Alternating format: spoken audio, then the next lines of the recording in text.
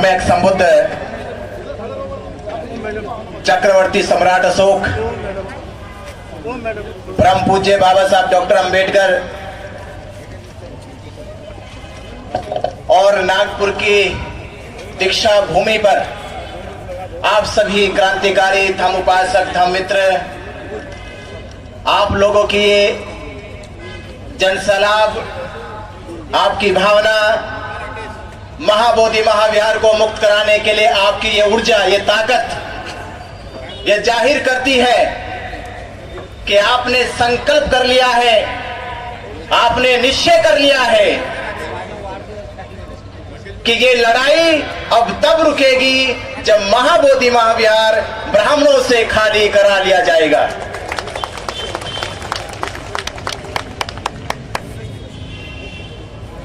मैं बाबा साहब डॉक्टर अंबेडकर जी के उस पावन धरती पे आज खड़ा हूं, जिस धरती का इतिहास महाबोधि महाविहार से जुड़ा हुआ है। महाबोधि महाविहार वो पावन धरती है जिस धरती पे सिद्धार्थ गौतम संबोधि को प्राप्त करते हैं,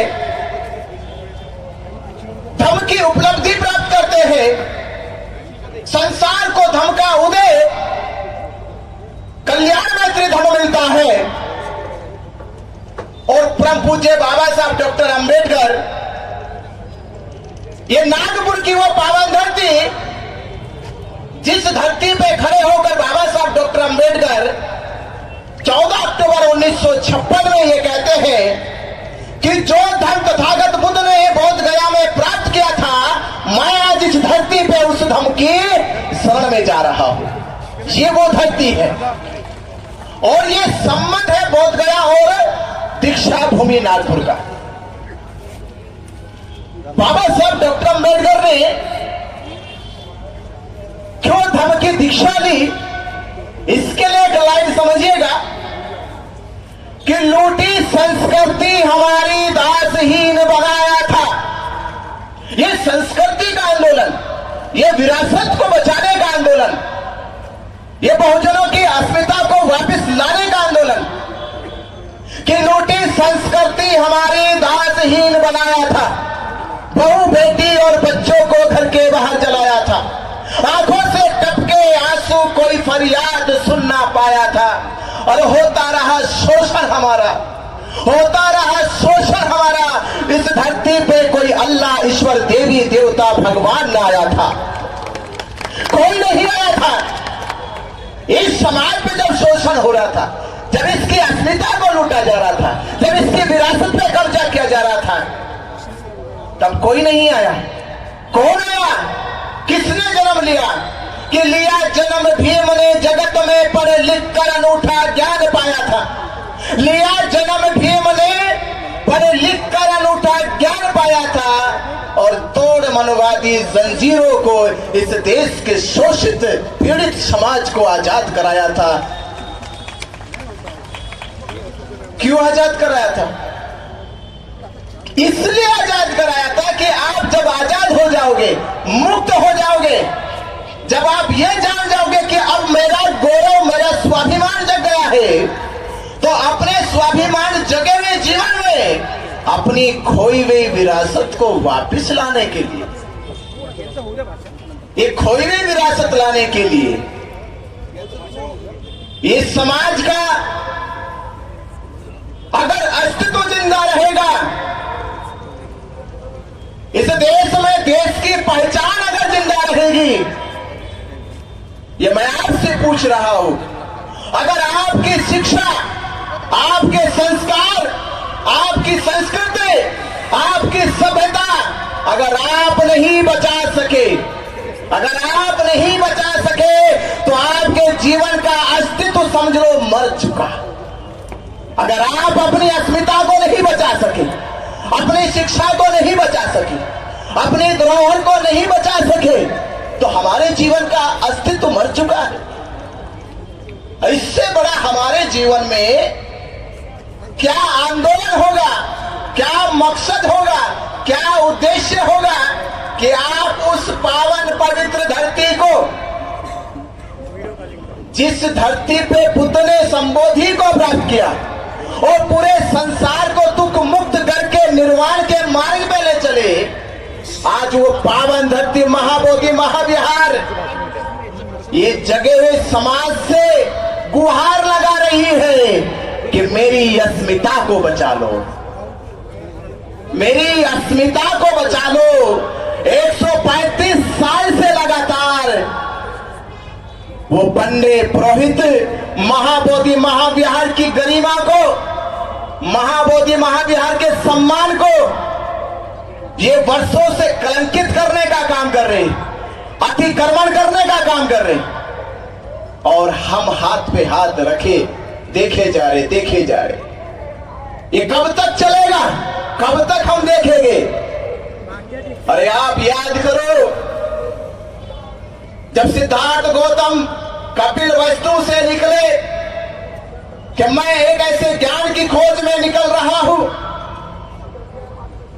कि जब वो ज्ञान मुझे प्राप्त हो जाएगा संसार के सदा सदा के दुख समाप्त हो जाएंगे। और जब सिद्धार्थ गौतम बुद्ध बने और 7 वर्षों के बाद कपिल वस्तु पहुंचे, तो कपिल वस्तु के लोगों ने सर झुकाकर पुष्पों की बौछार करी, पुष्प बिछाए गए और ये कहा गया कपिल वस्तुओं के सभी लोगों से कि आज सिद्धार्थ नहीं आ रहा है, आज सिद्धार्थ के बदले बुद्ध चले आ रहे हैं, क्योंकि जिस मकसद से गए थे वो मकसद पूरा हो गया है। तथागत बुद्ध ने यह रहस्य जान लिया है कि संसार में दुख है, दुख का कारण है, दुख कारण का निवारण है, और उस निवारण का ये मार्ग है। ये मार्ग को जानकर आए हैं, ये मार्ग हमारे जीवन के निर्वाण का मार्ग है। तो आप जब लोग जाओगे महाबोधि महाविहार बचाओगे, तो आने वाली पीढ़ी, आने वाले आपके नस्ल के लोग कहेंगे ये वही लोग हैं, ये वही लोग हैं जो 12 फरवरी में 2025 में महाबोधि महाविहार को बचाने के लिए जो आंदोलन चलाया गया था, जो आंदोलन 135 साल से दुनिया का सबसे बड़ा आंदोलन, उस आंदोलन में इन सब लोगों की सहभागिता थी। ये वो हमारे वीर महापुरुष हैं जिन्होंने महाबोधि महाविहार को बचाया है। वो फक्र करेंगे, वो अपने ऊपर ये गौरव करेंगे कि आप उनके पूर्वज हैं, आप उनके महापुरुष हैं। तो ये लड़ाई जीतने के लिए कैसे जीती जाएगी? हमसे किसी ने कहा कि आप तो बौद्ध भिक्षु हैं, आप तो घर त्याग करके सन्यासी बने, भिक्षु बने, कर रहे हो, क्यों महाबोधि महाविहार मांग रहे हो?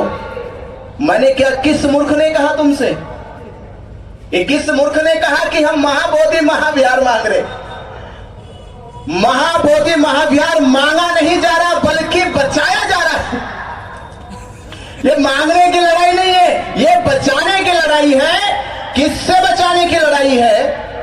ये बचाने की लड़ाई है कि महाबोधि महाविहार वो पावन पवित्र, वो ज्ञान का प्रतीक, शांति का प्रतीक, मैत्री का प्रतीक है, और उस प्रतीक को ये पंडे पुरोहित पिंडदान करके, श्राद्ध करके, पिंडा पिला के उसकी गरिमा को भंग करने का काम कर रहे हैं। हम इन पाखंडियों से बचाना चाहते हैं महाबोधि विहार को। हम महाबोधि महाविहार को, जो पूरी दुनिया इस श्रद्धा से जान देती है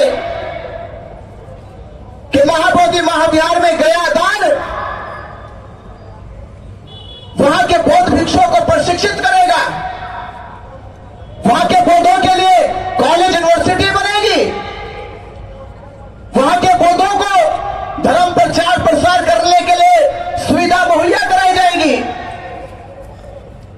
पर आपके इस धर्म प्रचार प्रसार के रथ को रोकने के लिए इन्होंने 1949 में महाबोधि महाविहार के ऊपर यह एक्ट बनाया, जबकि भारत में ना तो मस्जिद पे एक्ट बनाया गया, ना मंदिर पे एक्ट बनाया गया, ना गुरुद्वारे पे एक्ट बनाया गया, ना चर्चों पे एक्ट बनाया गया। ये महाबोधि महाविहार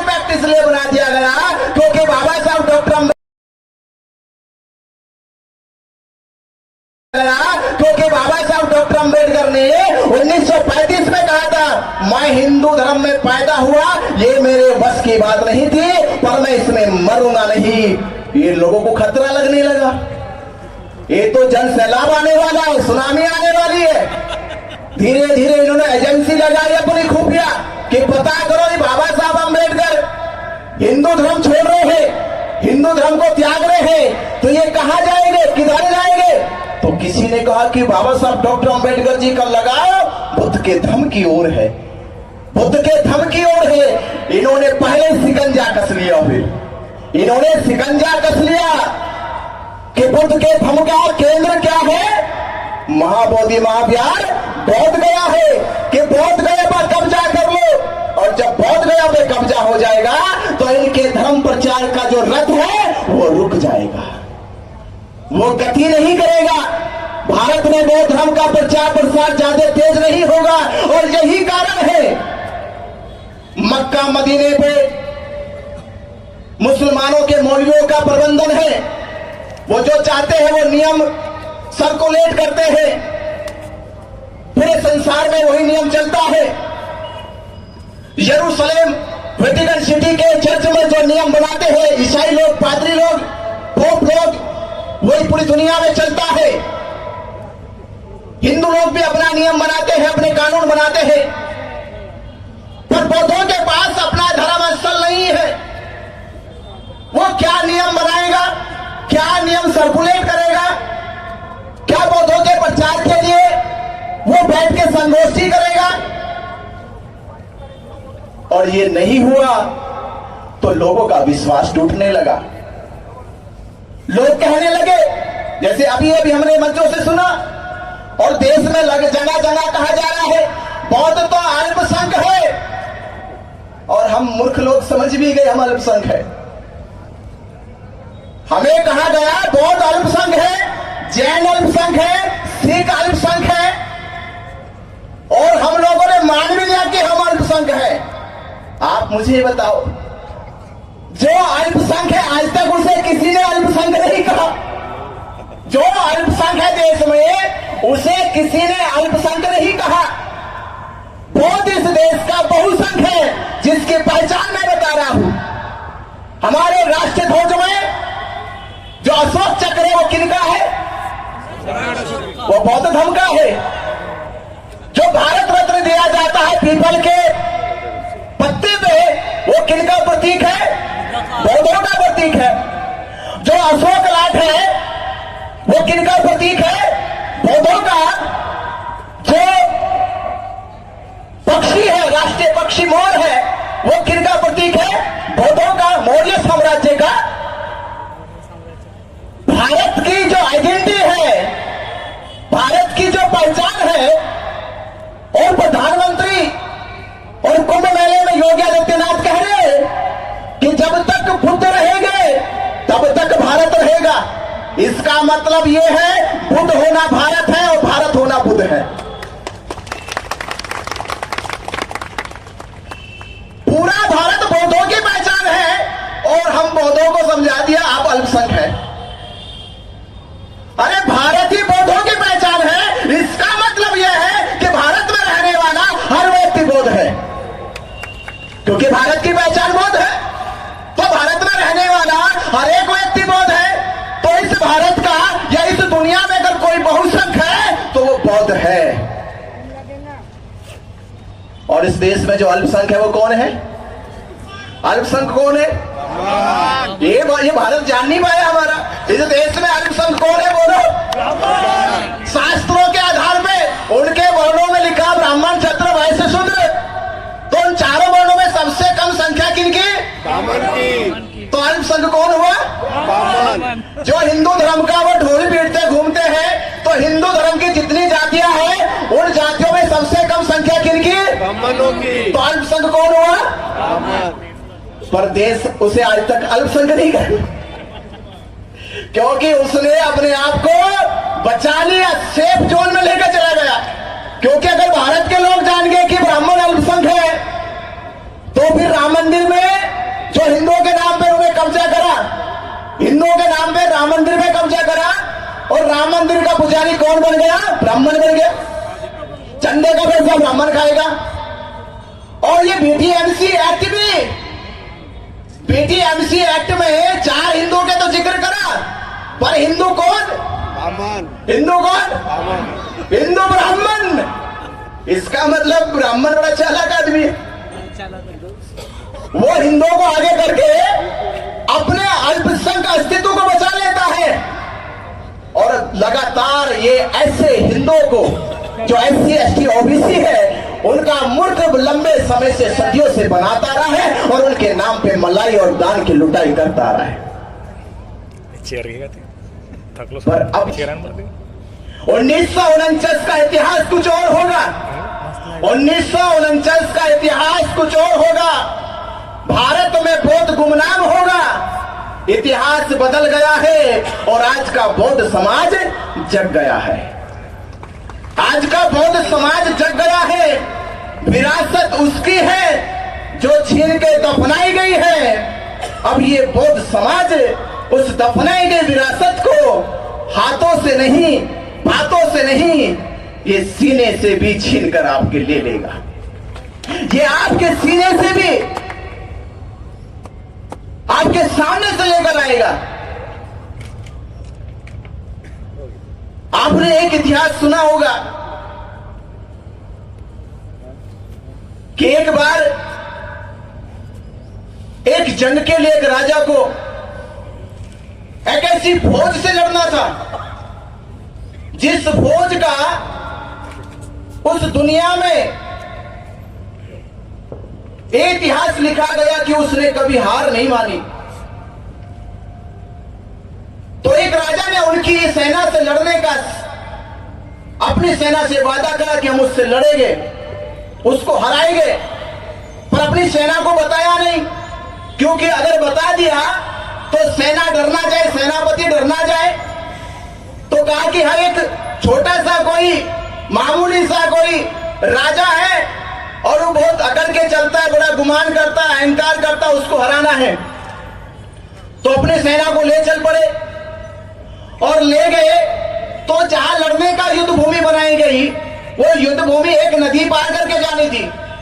तो नदी पार करी गई नाव से, और जब नदी पार की गई और नदी पार करके जब बोर्ड देखा तो उस बोर्ड पे लिखा था, दुनिया का सबसे खूंखार राजा कि युद्ध भूमि में पहुंच गए हो, इसे हराना मुमकिन ही नहीं, नामुमकिन है। इसे हराना मुमकिन नहीं, नामुमकिन है। तो सारी सेना कहने लगी अपने राजा से, राजा हमको मरवाने के लिए यही क्यों लेके आए? हमको मरवाने के लिए कोई और जगह नहीं मिली आपको? राजा ने कहा अगर बचना चाहते तो चलो वापिस। तो जैसे वापिस चले तो राजा ने पहले जो नाव से आए थे वो नाव सब खोल के नदी में बहा दी थी। सारी नाव नदी में बहा गई। नदी में पानी गहरा था और गहरे पानी के साथ साथ बड़े बड़े मगरमच्छ भी थे। तो राजा ने कहा देखो, मरना दोनों जगह है, लड़के मर लो या भाग के मरो। या तो लड़के मरो या पीछे पीठ दिखा के भाग के मरो। पर जो तुम्हें छोड़ने आए थे इस नदी के किनारे, जो तुम्हें इस नदी के किनारे छोड़ने आए थे, वो तो ये जय-जयकार के नारे लगा रहे कि हमारी सेना बहुत बहादुर है, दुनिया के सबसे बड़े खूंखार राजा से लड़ने गई है, वो प्रतीक्षा कर रही है। तो सेना कहती कि राजा क्या करे? तो राजा ने कहा ये अगर लड़के मर गए तो शहीद कहलाओगे, अगर लड़के मर गए शहीद अमर कहलाओगे, और भाग के मगरमच्छों के मुंह में निवाला बन गए तो कायर कहलाओगे। तो मेरा आपसे ये निवेदन है, ये लड़ाई लड़के शहीद होने की है या भाग के कायर बनने की है? तो शहीद होना चाहते हो? शहीद होना चाहते हो? अरे मरना तो एक दिन ही है, मरना तो एक दिन ही है। इसलिए कबीर ने कहा कि जन्म हुआ मेरा जग हंसा मैं रोया, जन्म हुआ मेरा जग हंसा मैं रोया, कुछ ऐसी करनी कर चलो मैं हंसू जग रोए सारा। ऐसा कुछ करो ना, ऐसा कुछ करो कि लोग आपके जाने का एहसास करें। और अभी हम लोग अभी जब आंदोलन की बात चल रही तो मैं आंदोलन की तीन बातें आपको समझा दूं। हम वो समाज से आते कि जहां डाइवर्जन आंदोलन नहीं चलते, ना डाइवर्ट आंदोलन चलते हैं, ना डिवाइड आंदोलन चलते हैं। हमारे आंदोलन के लिए तीन बातें बहुत प्रमुख है, जिसकी सफलता का मैं पिछले कुछ वर्षों में उदाहरण बताऊंगा। एक तारीख आंदोलन की सफलता के लिए हमारी क्या होनी चाहिए? एक तारीख, एक साथ और एक मुद्दे पे आवाज बुलंद होनी चाहिए। एक मुद्दे पे ही बस। तो एक तारीख कौन सी आ रही है? किसको याद है? कौन सी तारीख? बड़ी याद होगी सबको। कौन सी तारीख आ रही है?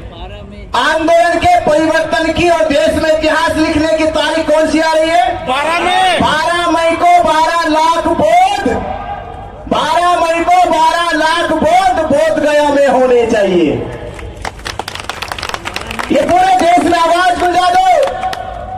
एक ही तारीख 12 मई, 12 लाख लोग एक साथ महाबोधि महाभियान को कराएंगे, ब्राह्मणों से मुक्त आजाद। कराओगे ना?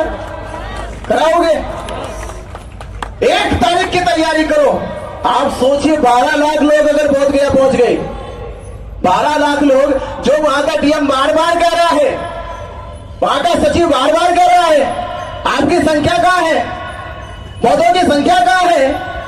तो हमने कहा भाई बौद्धों की संख्या तो यही है भारत में, भारत में बौद्धों की संख्या है।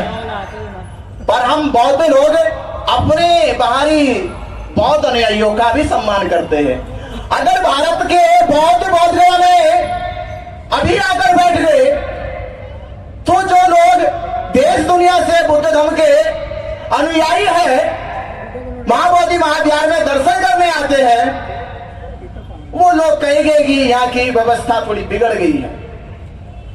हम नहीं चाहते कि वो लोग यहाँ आए और अव्यवस्था देख कर जाए, इसलिए हमने एक ही तारीख चुन ली, 12 मई। 12 मई को 12 लाख लोग आएंगे और फिर हम कहेंगे कि मुख्यमंत्री जी अब पैर रखकर कैसे बाहर निकल पाओगे? 12 लाख लोग आ गए, अब पैर रख के किधर से निकलोगे? गाड़ी जाने का रास्ता बंद, पैदल जाने का रास्ता बंद। अब तो तभी जाओगे, पहले हमारा रास्ता निकालो और ब्राह्मण को बोध गया महाविहार से बाहर निकालो। उसके साथ साथ तब आप पटना की ओर प्रस्थान करना। ये ताकत अगर आपने दिखा दी, और हमें ऐसा लग रहा है इस बार के 12 लाख बौद्ध 145 साल के आंदोलन का अंत करने वाले हैं। ये होने वाला अंत इस बार इसलिए अंत होने वाला है क्योंकि आंदोलन के लिए बौद्ध गया की भूमि बौद्ध भिक्षुओं के लिए इतनी पावन पवित्र धरती है, जिसे हमें बार बार कह रहे कि कोई तारीख बताओ कब तक ये आंदोलन चलेगा। हमने कहा हमारे लिए कोई तारीख ही नहीं है, हम तो आंदोलन करते रहेंगे।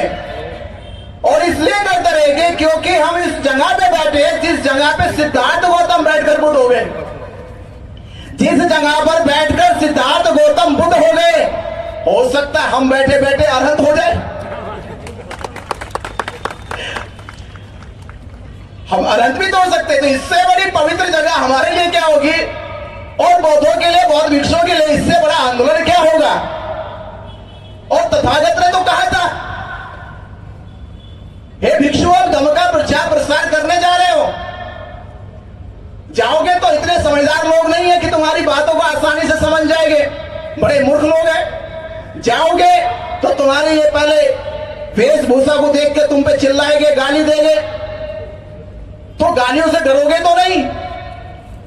बोले कि तथागत आपने तो सिखाया है कि समुद्र बन जाओ, जो भी नदी आ जाए उसका अस्तित्व समाप्त कर दो।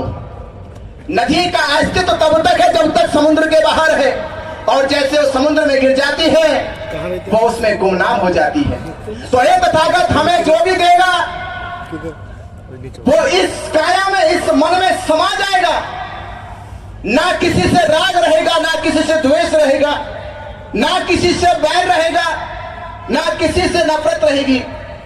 सभी को क्षमा करते करते आगे अपने धर्म के प्रचार में बढ़ेंगे।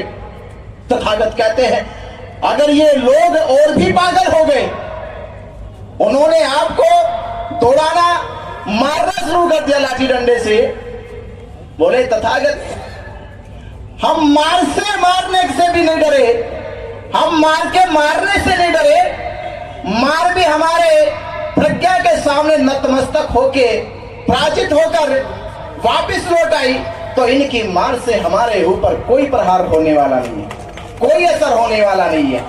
तथागत ने कहा तो आखिरी और बात कहूंगा, अगर उन्होंने आपको जान से ही मार दिया, आपके प्राण ही ले लिए, तो बौद्ध भिक्षु ने कहा हे तथागत इस जीवन का उद्देश्य पूरा हो जाएगा। जन्म लेना है तो मरण निश्चित है, और मेरे जीवन का यह उद्देश्य था कि मैं धम्म के मार्ग पे चारिका करते करते धम्मवाणी को बोलते बोलते, बुद्धवाणी को बोलते बोलते अगर मेरे प्राण चले जाए, ये प्राण जाने का मेरे जीवन का सबसे बड़ा लाभ ये होगा कि मैंने धम्म बोलते बोलते प्राणों को त्याग दिया है। धम्म बोलते बोलते, नहीं तो लोग हॉस्पिटल में रोते रोते त्याग देते हैं, तो मैं हॉस्पिटल में रोते रोते प्राण नहीं त्यागूंगा, मैं तड़पते तड़पते प्राण नहीं त्यागूंगा। मैं बुद्धवाणी बोलते हुए, बुद्ध घोष करते हुए, महाबोधि महाविहार को मुक्त करते करते अगर प्राण चले जाए तो इससे बड़ा मेरे जीवन में और निर्वाण क्या होगा। तो मैं आप इस कड़ी को हमें आगे बढ़ाना है, एक साथ, एक तारीख और एक ही मुद्दा कि महाबोधि महाविहार मुक्त करो, बीटीएमसी एक्ट रद्द करो, महाबोधि महाविहार मुक्त करो, महाबोधि महाविहार मुक्त करो, महाबोधि महाविहार मुक्त करो, बीटीएमसी एक्ट रद्द करो, बीटीएमसी एक्ट रद्द करो, बीटीएमसी एक्ट रद्द करो। बस यही मांग हमारी 12 मई, आप जीत जाओगे, सचमुच कह रहे हो कि जीत जाओगे। और इस आंदोलन को ऐसा आंदोलन बनाओ कि लोग आपसे इतिहास जब लिखे और कहे कि बौद्धों से बड़ा आंदोलन इस देश में किसी ने नहीं चलाया। मजबूत करो अपने आंदोलन को, हर एक तरह से मजबूत करो, ताकत के साथ लड़ो, निराशा से मत लड़ो कि निराशा से आंदोलन जीते जाएंगे। आंदोलन जीते जाएंगे पूरी ताकत से, पूरी शक्ति से, पूरे हौसले से, पूरे जज्बे से। कभी कभी आपका जज्बा ही सामने वाले को बिना लड़े हरा देता है। तो ऐसा जज्बा अपने अंदर पैदा कर दो कि दुश्मन आपके जज्बे को देखकर ही हार मान जाए और महाबोधि महाविहार को पहले ही खाली करके भाग जाए।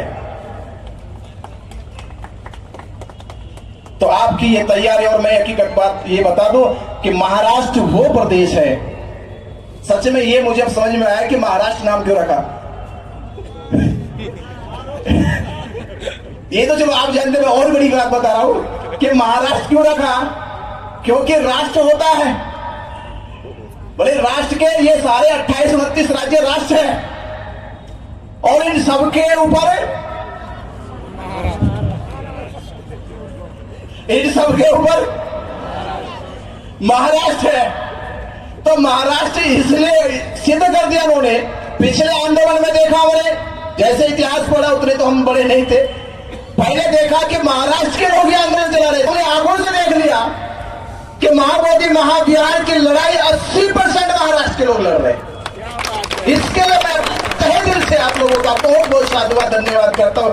सच में आप लोगों के भीतर बाबा साहब डॉक्टर अंबेडकर जी का स्वाभिमान जीवन जिंदा है। सच में आपने ये सच में भारत के और बुद्धिस्टों को और अंबेडकरवादियों को बता दिया कि वाकई महाराष्ट्र के बगैर कोई भी लड़ाई हम लोग जीत नहीं सकते। सच में आप लोग वीर हो, बाबा साहब के सच्चे सपूत और वीर हो। आपने सुना और हम यही फिर अपील करेंगे 12 मई को 12 मई को 12 लाख 12 मई को 12 मई को 12 लाख 12 लाख बौद्ध पैदा होने चाहिए। जय भीम, नमो बुद्धाय।